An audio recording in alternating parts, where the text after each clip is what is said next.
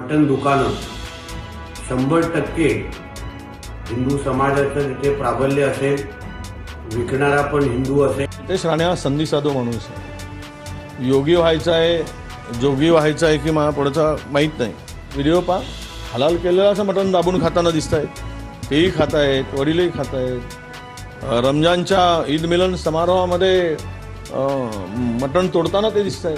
नमस्कार मित्रांनो, नितेश राणे हा संधी साधू माणूस आहे. त्याला पुढच्या योगी व्हायचं आहे की जोगी व्हायचं आहे माहीत नाही, पण भाजपच्या प्रस्तावित नेत्यांना त्यांच्यामुळे धोक्याचीच घंटी आहे, अशी टीका काँग्रेस नेते विजय वडेट्टीवार यांनी आज केली आहे.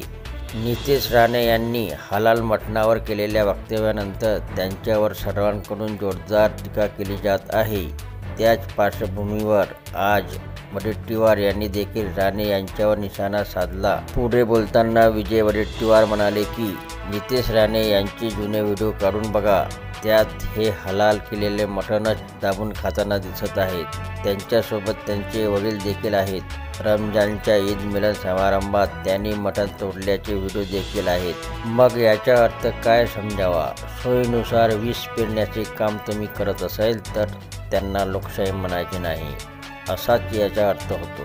त्यामुळे अशा प्रवृत्तीमुळे देशाचा लवकरच तालिबान होणार आहे, अशी ही टीका वडेट्टीवार यांनी केली आहे.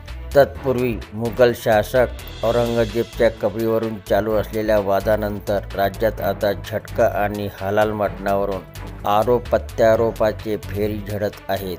राज्यात हिंदू मांस व्यापाऱ्यांसाठी मल्हार सर्टिफिकेट दिले जाईल, अशी घोषणा मत्स्य व्यवसाय आणि बंदर विकास मंत्री नितेश राणे यांनी केली होती.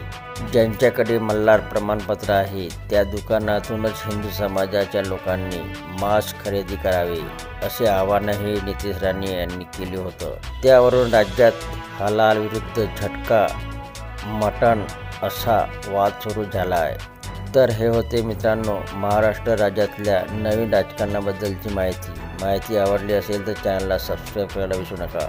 जय महाराष्ट्र मित्रांनो.